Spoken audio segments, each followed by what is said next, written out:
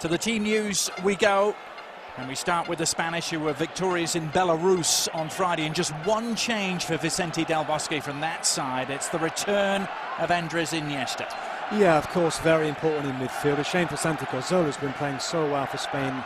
Of course, his club team as well in England. But other than that, the main story is at the back here. No Puyol, no Gerard Piqué that are still injured. Of course, Cesc Fàbregas, number 10, the false number 9, or number 10 in this case, is preferred to the likes of Torres and Soldado on the bench. Felix Birch leading the all-German officiating crew here. So Vicente Del Bosque continuing with the strikerless formation that first developed at Euro 2012. For France, though, there's a more attacking look about the team than the one that lost so limply in Donetsk 4 months ago. Yeah, let's just see if they can get enough of the ball. I think the midfield is the key position for me. There's so many players in there, the French, that are injured. Rio Menvilla, Abu Diaby's injured, and Yann Villa as well. So Gonalons, Matuidi, Cabaye be the midfield three. But there's the threat, the counter-attacking threat of Jeremy Menez, Karim Benzema and Franck Ribéry. Really warm embrace as well between Vicente Del Bosque and Didier Deschamps. Two men who know all about winning major titles. Del Bosque, of course, has done it as a coach. Deschamps, more known for winning titles as a player so far. But trying to guide France in the right direction. He's introduced a more pragmatic and physical approach to the French since he took over from Laurent Blanc.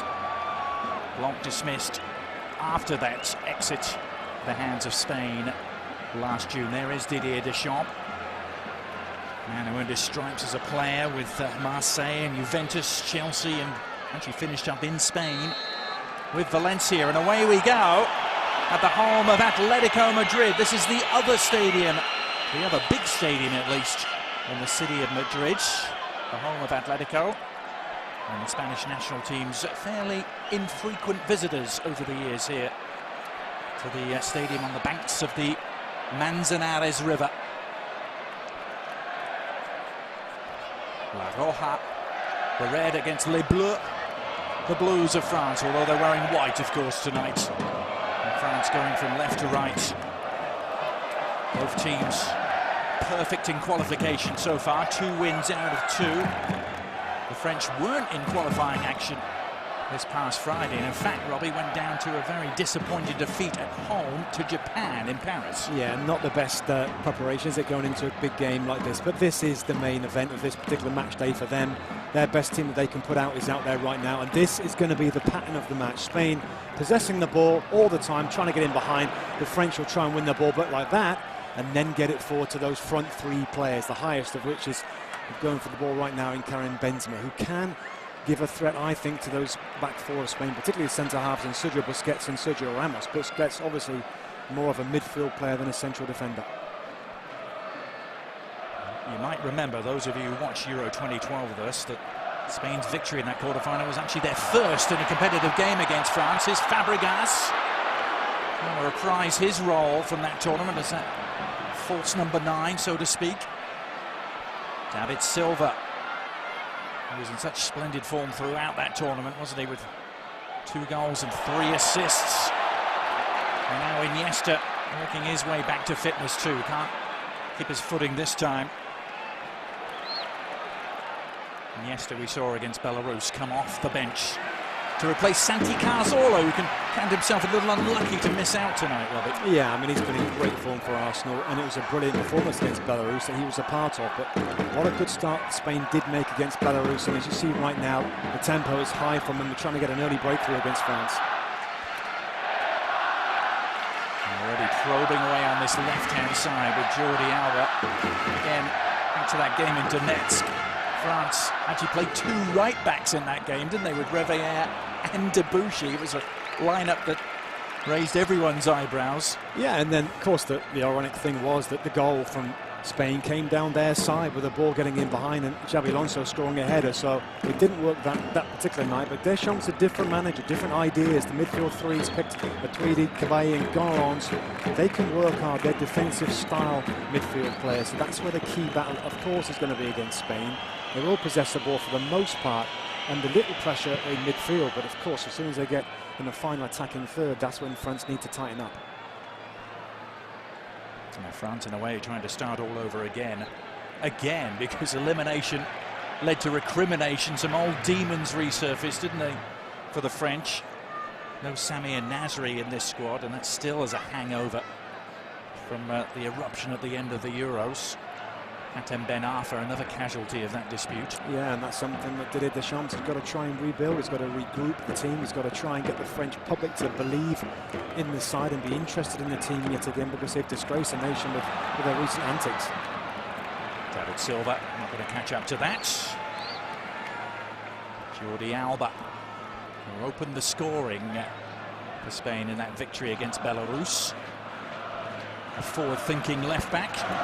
He used to be a left midfielder, didn't he, Jordi Alba, in his time with Valencia?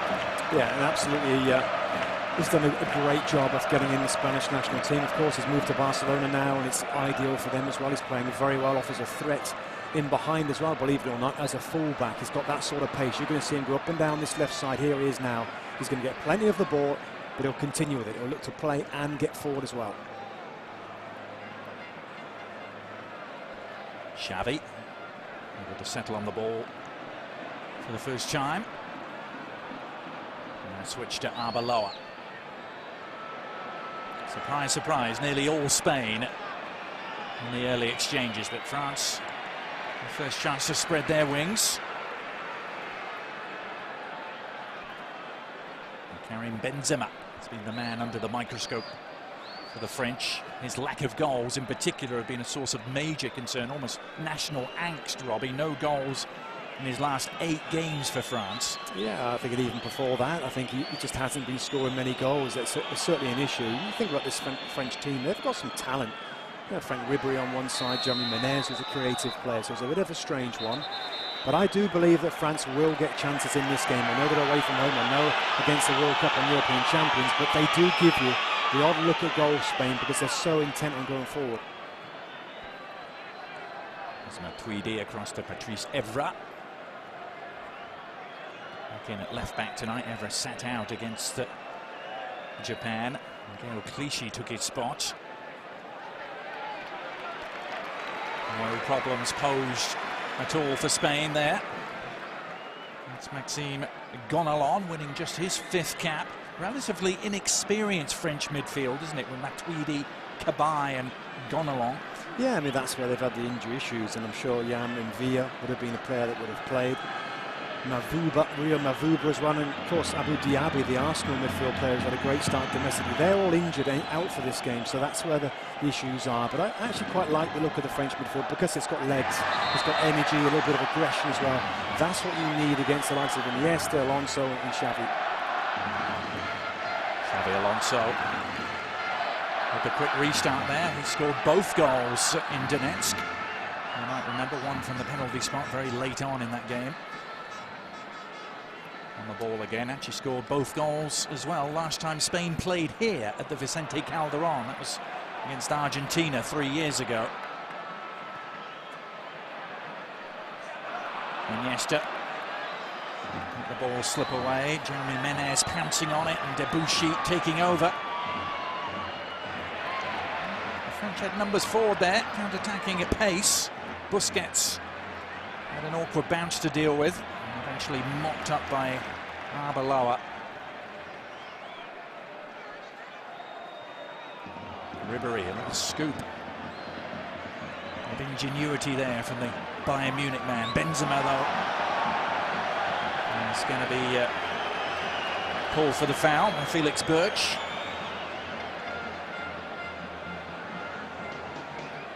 Listen to a lot of French commentators, Robbie. They call Benzema the most talented player in their squad, but also the most indifferent. It's not a great combination, is it? No, it's not. And, you know, of course, we've seen him play so many times at Real Madrid, and you often see a brilliant centre-forward, strong, very good finisher. Technique is good, but then you see him playing games where he drifts out of it. You know, what is and who is the real Karim Benzema? And that's what's frustrating, I think, for his national team manager and the fans of France, because they don't get to see the best of Benzema enough. Will the real Karim Benzema please stand up? Seems to be the message. Only 15 goals in over 50 appearances for his country. Focus at the other end for now, cleared by Cabai.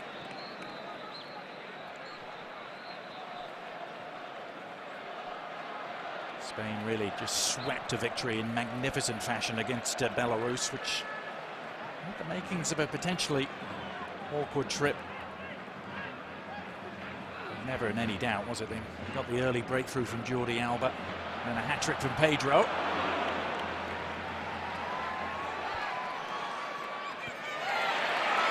This anticipation from Xabi Alonso.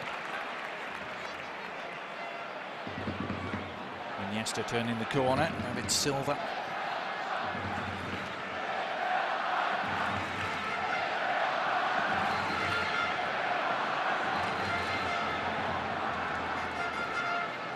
There's going to be a stoppage here. Player in a little bit of trouble is David Silva.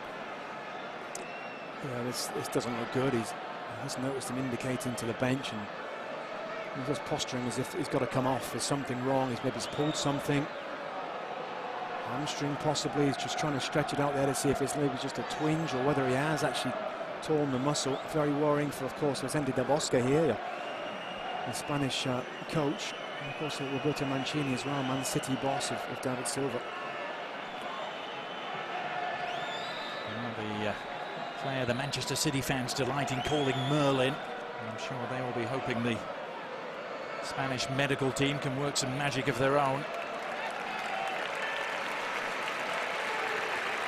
He has specialised at European Championships so far, David Silva, in terms of his national team career. His breakthrough in Austria and Switzerland in 2008. A standout performance this past summer, but the World Cup in South Africa a little bit disappointing for Silva.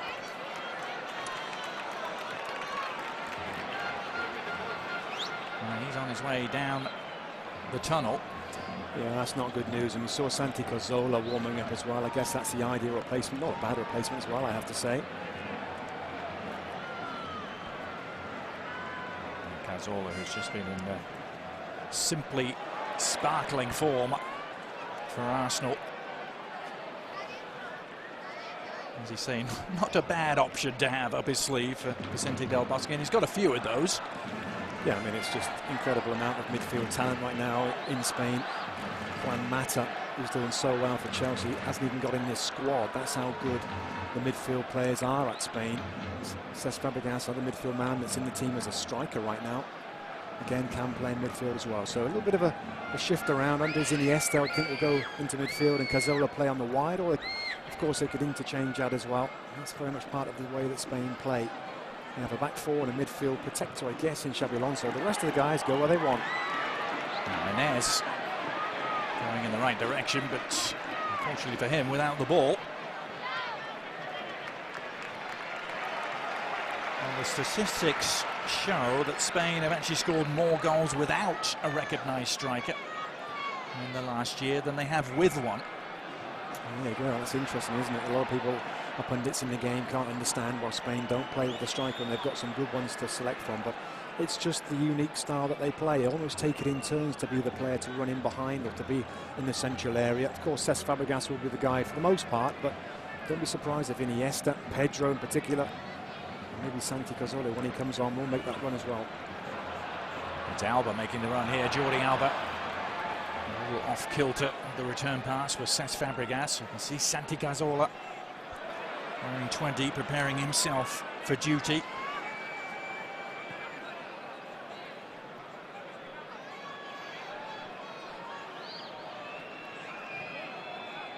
There is the Arsenal man. It will be his 50th cap that he wins when he comes on.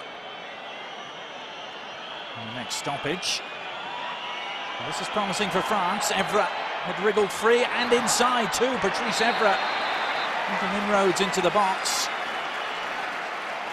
And Ben was deemed to have left a foot in. And that will end what was briefly, at least, some promising moments for France. Well, there was some good work from Patrice Evra, the left back there, just a little bit high, wasn't he, on that challenge there? The referee was all over that, saw that coming.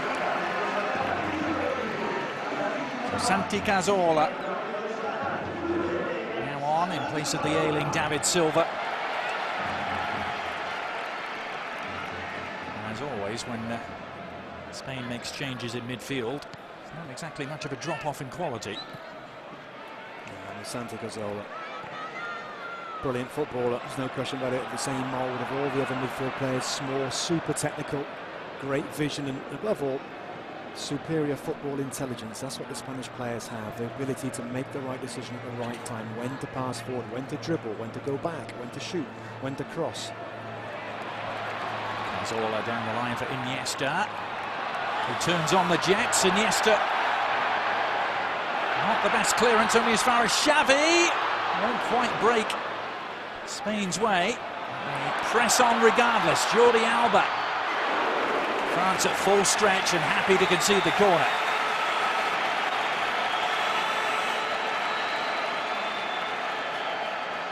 Alon Koscielny up against his club teammate now in Santi Cazorla. Two Arsenal men.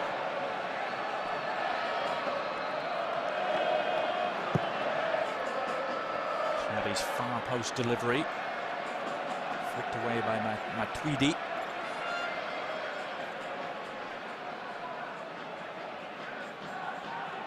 Spain 0, France 0.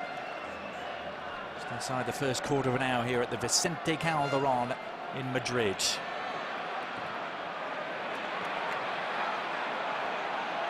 Santi Cazorla. Allowed space inside the penalty area, but the shot posed no threat for Hugo Lloris, the new Spurs goalkeeper. Of course, he's been battling it out, hasn't he, with Brad Friedel.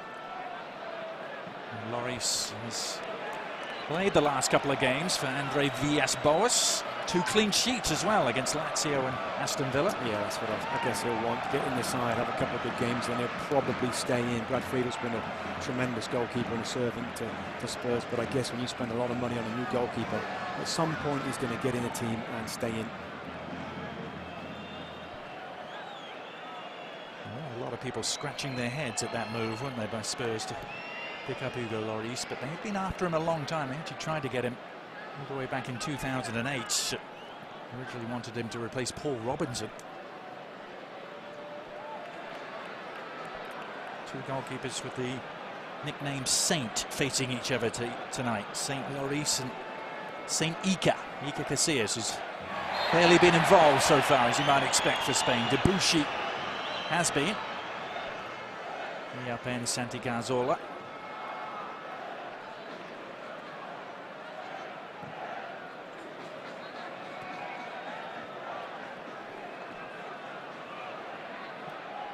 Santi Cazorla again. Jordi Alba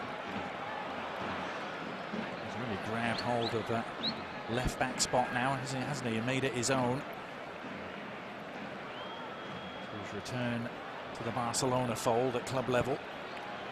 Just looking at France, you know, the way they've lined up, it pretty much is a 4-1-4-1. You've got Maxime Gonalons, who's playing very close to those 2 central defenders, just offering that protection, an area of the pitch that so many players from Spain want to try and get into. And then got Matuidi and Cabai, Menez and Ribery almost forming a normal midfield 4. And of course, Karim Benzema up front, so it's got to remain compact, just trying to close off all the little avenues, the seams. And space here wide though for Spain. Plugging away on this near-hand side, almost continually, the Spanish. And there's shades of that quarter-final meeting in Donetsk.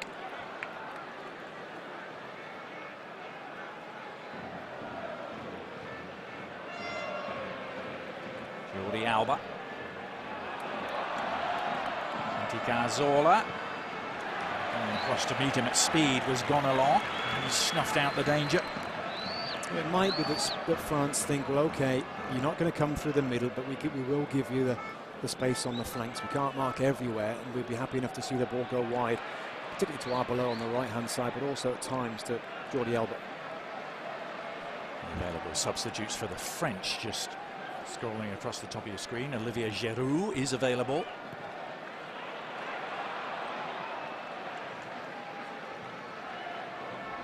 Lloris out to Evra. France 3-1 victors against Belarus at home, and a narrow and nervy 1-0 win at Finland. And their 2 victories in this group so far. Spain had their problems as well. Their first game, Robbie, a late winner against Georgia away from home from Roberto Soldado. No such problems against Belarus last Friday. We saw that one. Yeah, we did, and I think it was pretty apparent that there was certainly a little bit of backlash from that game. They've got a bit of criticism why it took them so long to beat lowly Georgia, and they were on fire against Belarus. Impeccable passing and deadly finishing. And the Spanish, ironically, no one in Spain actually saw that game. It was blacked out on Spanish television. First time a national game hasn't been shown since 1981, apparently. A dispute involving rights fees. Just Spain might have to show real patience in this game. It's not something that they're not used to. They're just slow from the tempo of the first kind of 10 or 15 minutes, and going to have to get used to the idea of breaking down a very disciplined and well-organised back line. Just looking across those, and Santi Cazorla's just a yard offside there. It's quite a high line from France. Vicente Del Bosque took over from Luis Aragonés after Euros in 2008. Bringing you some latest scores as well from other European qualifying games. So Italy lead Denmark by a 1-0.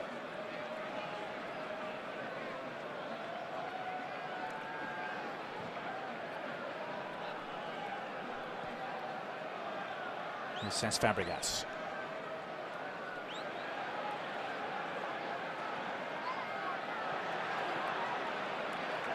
Nice idea. The pass eluding Blaise Matuidi, the Paris Saint-Germain man.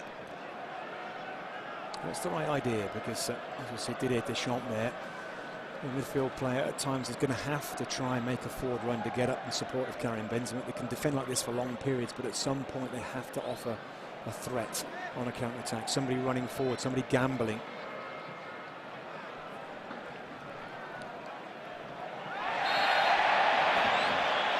Jeremy Menez. The easy decision, he made that for Felix Birch. Bowling over his man. We've reached the 20-minute mark. Spain never lack for patience, do they? On Koscielny. Rambunctious run from the Arsenal defender. Took a couple down with him. Sergio Ramos is going to come into a shot here. There he is. Look at that for a challenge. Sliding, wins the ball cleanly. Great tackle.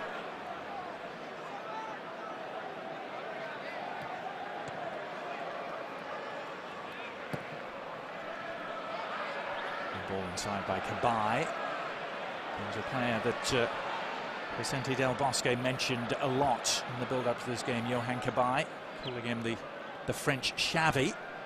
Which is high praise indeed. It is high praise, and he's a very good player, Cabai, but you know, he comes here knowing that it's going to be a very different sort of game. He wants to be on the ball and creating things like Xavi does for Spain, but of course it's going to be mostly defensive, covering holes, working very hard.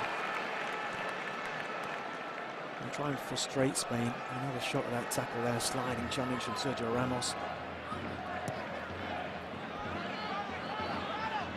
Ramos who's homing in on the century mark, 100 caps for his country, needs another 3.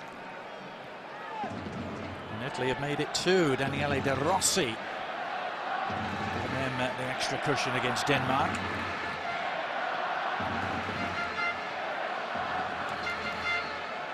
Good shot right now. You can see how many players are in the middle of the pitch there. Both fullbacks of Spain are going to be in space. Arbeloa, and here we are with Jordi Alba. Santi Cazorla. A thundering challenge from Koscielny. It was a fair one, albeit at the expense of the corner. Felix Birch, the referee there, you see he's got a good view of that. He's only 10 yards away, and slide tackle is very much part of the game. Now Iniesta, well, he wriggled his way free with such ingenuity, and then there's a collector's item for you, completely whiffed.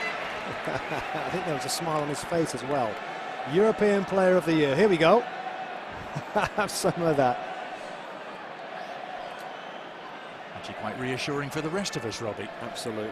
Even Iniesta's human. Yeah.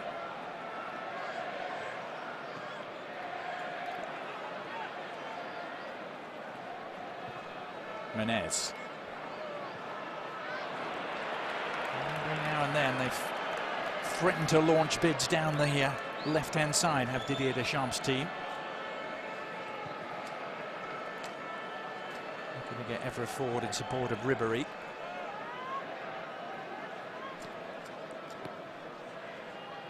Didier Deschamps yesterday calling Spain a role model for us all. What they do is simply incredible. There seem to be different messages for the French in terms of their prospects in this game. The French journalists and the media coming out with phrases like zero optimism, but Karim Benzema suggesting they could spring a surprise here. Jordi Alba trying to spring his way through the French defence. Wow, he's got so much pace. That's what makes him very difficult to mark there. Just gets away with it a little bit. Mathieu Debuchy's got to be a bit careful there with the shoulder-to-shoulder challenge. Does well to recover there and make the sliding tackle again.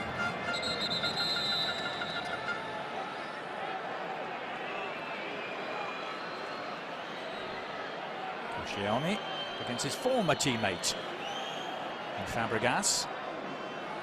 Had a year together in North London. That proved to be Fàbregas' last year with Arsenal. Xabi sent in the corner. Oh, Sergio Ramos off the post. It's still up for grabs, and second time does the trick.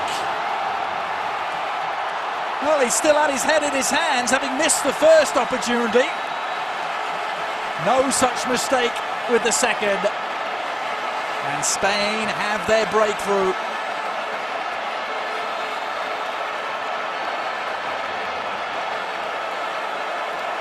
Well, Didier Deschamps got to be so disappointed, conceding to Spain at a set piece at a corner kick. Look at that, the reaction from Sergio Ramos. It does him a favour because he stands still in reaction. That pulls defenders away from him. Take a look at this. Stands still, nobody bothers to mark him. It comes right back to his right foot, right in front of goal, and almost misses that, puts it into the roof of the goal, and then the celebrations, the spectacular celebrations come from Sergio Ramos.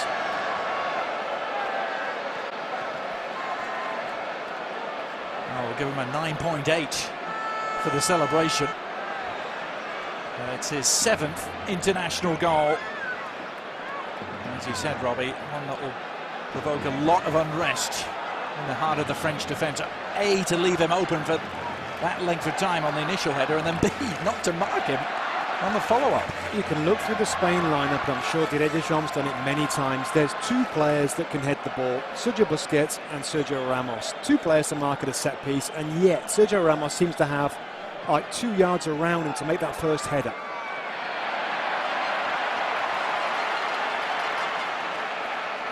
I was mentioning the French words yesterday. Karim Benzema said, "We will play like warriors here tonight." Well, they're going to need to play like warriors. I haven't really seen much evidence of it so far. Here's Pedro. He's had a quiet first period of the game, but bursts into life there. The man who scored a hat-trick against Belarus on Friday. Yeah, and there's just a little bit of determination to get a shot at goal. You're right, he's seen very little of the ball, Pedro, but that time, even though there was a great run again from Jordi Alba, he's done that 2 or 3 times now, where he's almost killed himself to get down the outside and hasn't seen the ball at the end of the run.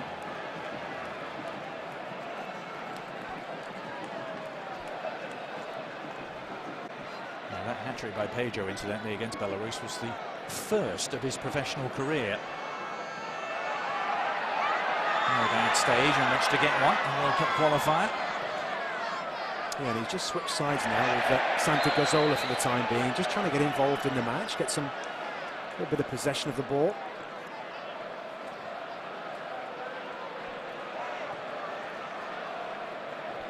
If you're just joining us on this significant day of World Cup qualifying action, again, no Fernando Torres, no David Villa, Spain going without recognised striker once more, and it's a central defender who's got them in front, Sergio Ramos. The breakthrough just a couple of minutes ago. What France have done a bad job of is keeping possession when they win the ball back. There's been a few situations, you mentioned it with Patrice Evra on the left, certainly Debuchy made a run on the right hand side. They are willing to get forward, but if you give the ball away every time you get it back, then you're never going to build any attacks. Menez. Debuchy swinging in the cross, Benzema. To get free of his club teammate Arbeloa. He took Busquets with him. Spain really hunt as a pack, don't they, to get the ball back when they don't have it. The France just need to put 4, 5, 6, 7 passes together right here. Give them a break. Get Spain moving about a little bit without the ball. Work them.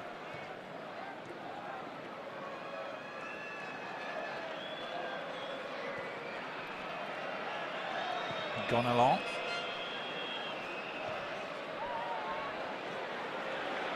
Debuchy rose to meet it, but could do nothing with it. Matthew Debuchy, as Germany had a third against Sweden.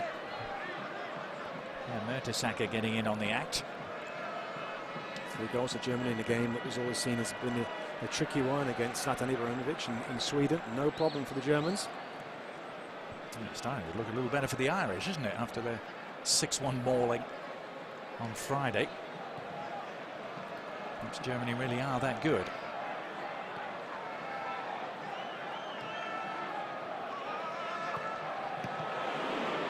Debuchy. It's an important leg he stuck out there.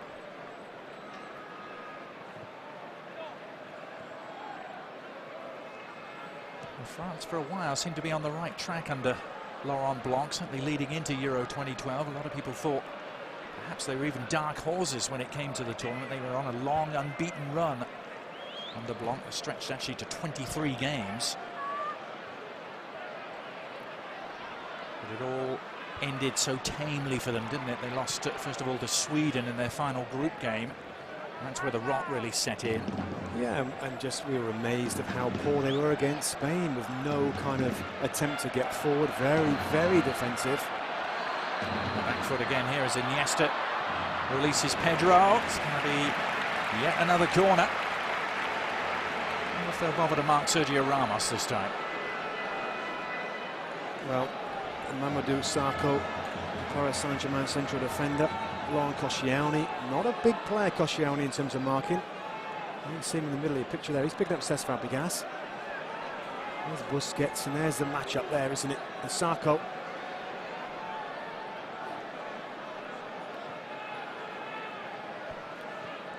Spain work it short instead. Much better angle now for Xavi to work with. Fàbregas couldn't turn the corner.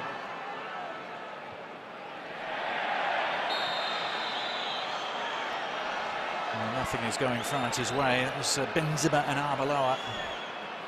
Real Madrid clash in the centre of the pitch. Benzema adjudged to have fouled his teammate. He really did anything wrong there, Robbie? I don't think so. There's a little bit of contact, but what do you expect when the ball's in between 2 players in the air? You're going to go for it. It seems to me that France, you know, they're so concentrated about their positions, and when you look at them, they look well organised, and for the most part, they haven't had a problem against Spain in this first 32 minutes now.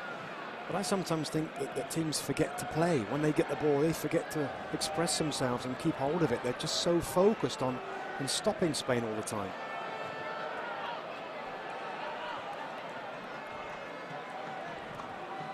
Well, there is a mesmeric quality, isn't there, about watching Spain, but not supposed to apply if you're actually trying to play against them. Now the United States against Guatemala, the second part of our big double-header today on ESPN2. Coverage will start at 6:30 p.m. for our audience in the United States on ESPN2. That game being played at Livestrong Sporting Park in Kansas City. Ian Dark and Taylor Twellman will be with you. Full crew on site too. I hope you're enjoying the early stages of this one with us. Adrian Healy and Robbie Muster watching Spain and France meeting for the second time in less than 4 months. This is a different competition, and This is Karim Benzema on his way. Benzema's shot was goal bound until Casillas intervened. Real Madrid keeper stopping Real Madrid striker. Well, there he's in the inside left position, Karim Benzema. That is a good effort, a really strong effort on his weaker side, his left foot. Casillas, like he was struggling there to keep that one out. It's going to give him and France encouragement. And they could certainly do with some. The first corner of the game, which Jeremy Menez takes. No pressure on the ball though, a free header out for Fàbregas.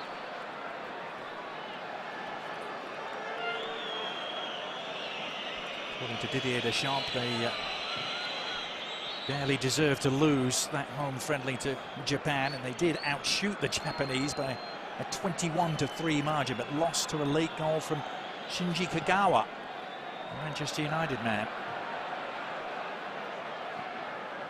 Just got to forget about that now and just try and find a way of getting back into this game. They're behind now, they've got to develop their game going forward.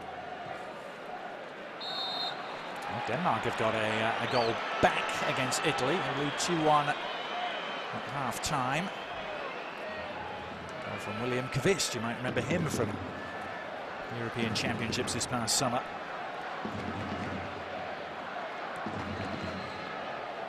Got to find a way of getting Frank Ribéry into the game, Adrian.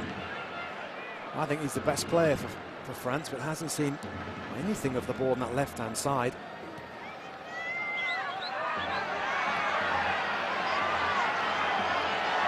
It's Debuchy who saw the ball on the right-hand side and is feeling the pain. Took a knee in the small of the back there, Matthew Debuchy. He won his first cap less than a year ago. The Lille defender, who was very much thought to be in the shop window this past summer. People thought he might get a big offer from a much bigger European team. It actually didn't transpire. Still with Lille in his 8th year now. He's going to be okay, Adrian. Just got a little jar, didn't he, towards his lower back area there. Be amazed if he has to come out of the game because of that. And of course, Spain knocked the ball out, so they will receive it back again from France.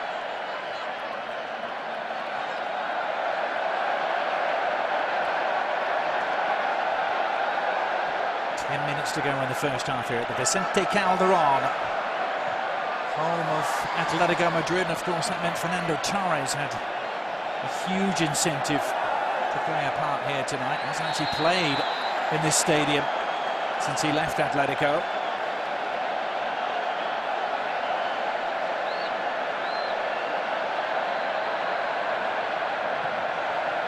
Tweedy falling foul of the law here.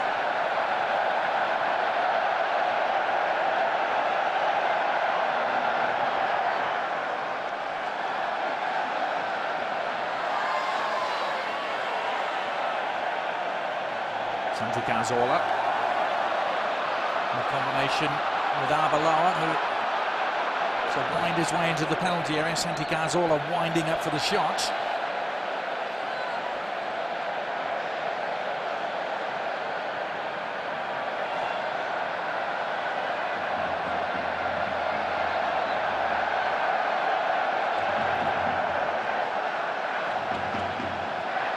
Pedro turning on the Jets. Pedro and the layoff for Iniesta.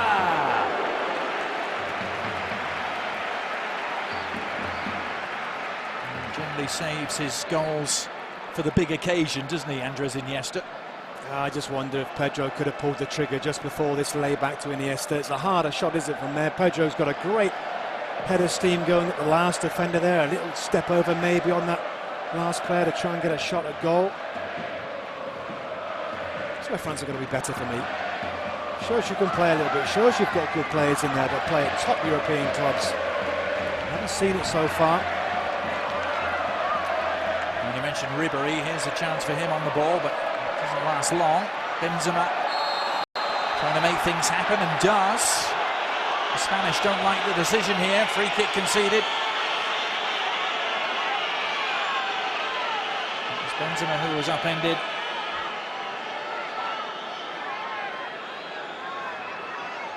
Xabi Alonso here just reaching in. It's a foul. Doesn't get enough of the ball there. Certainly he's reaching around the outside of the striker. This is a chance for France now. I'm going to argue got a little tiny piece of the ball to start with, but not enough. You've got to have good delivery here and work this man, Iker Casillas.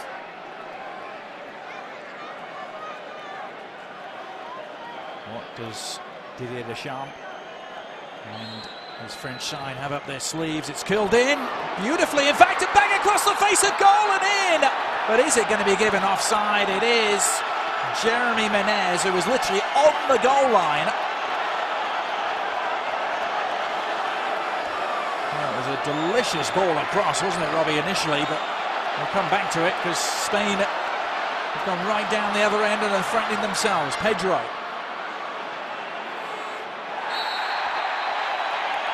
And he's won a free kick. The free kick from Xabi was a real treat for France. I think it was Benzema beyond the far post, Robbie, who nodded it back across. I'm not going to be able to look at it just yet. Just yet, no. It's just Frank Ribéry, a little bit too aggressive there on Pedro at the other end, but you're absolutely right. Look at that football. Brilliant ball in.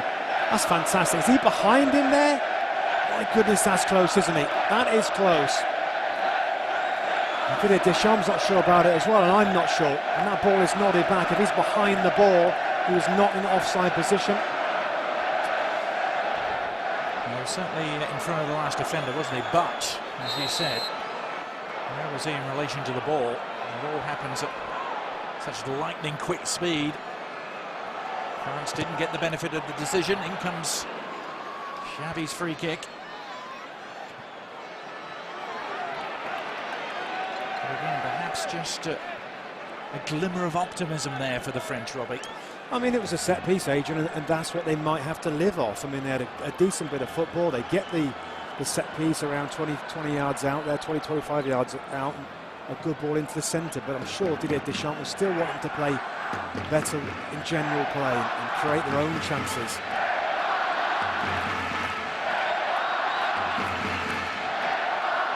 And just a little glimpse of that warrior spirit that Karim Benzema talked about yesterday coming to the surface. We're going to need a lot more of that, though.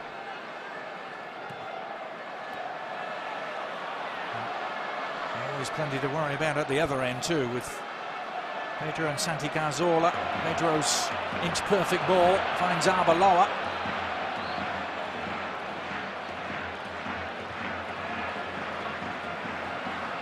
Little touch on for Pedro.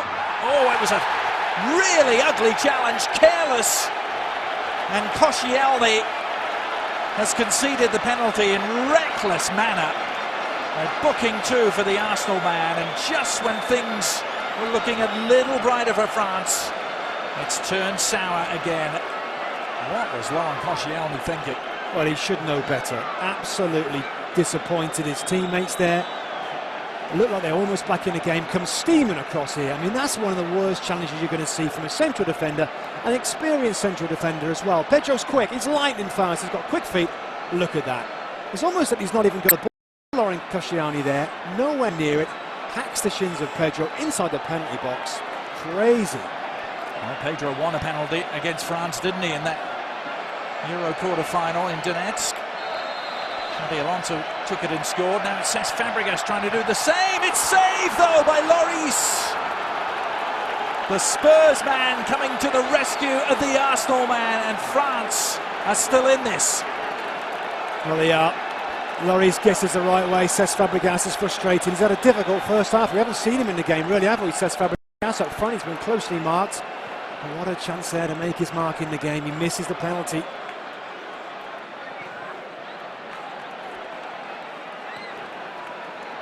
Interesting that Fàbregas is the man to step up and take this. And it was a savable height all along, wasn't it, for Lloris? It really was. Good height for him. He just has to guess the right way. There's a couple of little delays in the run-up, wasn't there, from Cesc Fàbregas? And I always think when the goalkeeper doesn't move on those little fakes, if you like, then the taker's in a bit of trouble. He isn't quite sure which side to put it at, and of course he goes to his natural side there on the right footer. That would be to the keeper's right.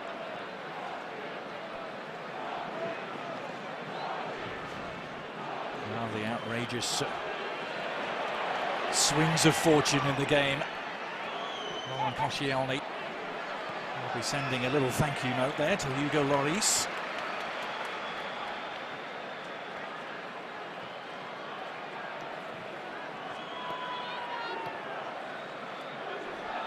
Couple of minutes to go in the first half that has certainly far exceeded what we saw in Donetsk less than 4 months ago.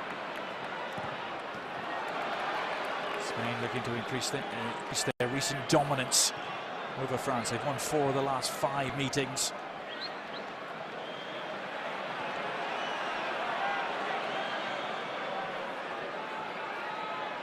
I've got to say, in general, defensively, France have looked quite strong, well organised, very compact. As long as Spain have been ripping them apart with their football, they normally do against their opponents. Benzema may have a chance to nick this through for Ribéry. It may still come Frank Ribéry's way because Evra has latched onto it. Now Ribéry has it.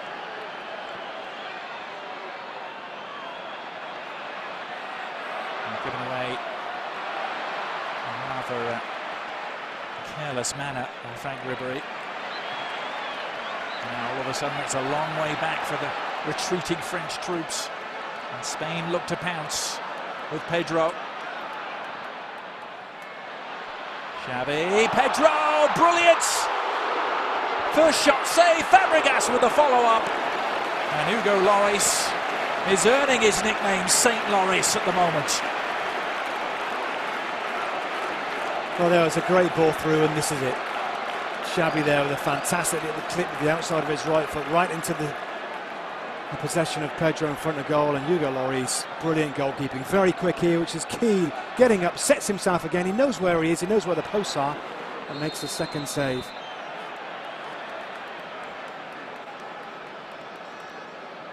Sergio Ramos penalised in the resulting corner.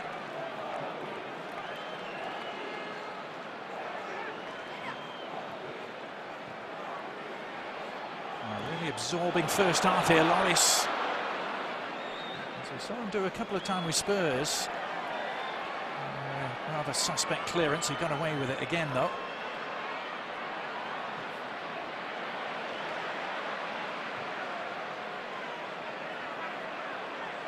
Iniesta.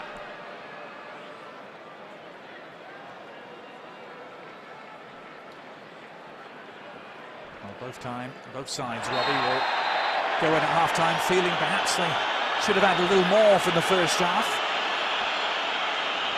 France with a goal ruled out for a questionable offside call. There's nothing questionable about that decision, gone along in fiercely. He'll be lucky if he doesn't get a yellow card for that challenge very late there. Gone along as a defensive midfield player. In fact, he does get a yellow card for that. Indeed, could easily have been more.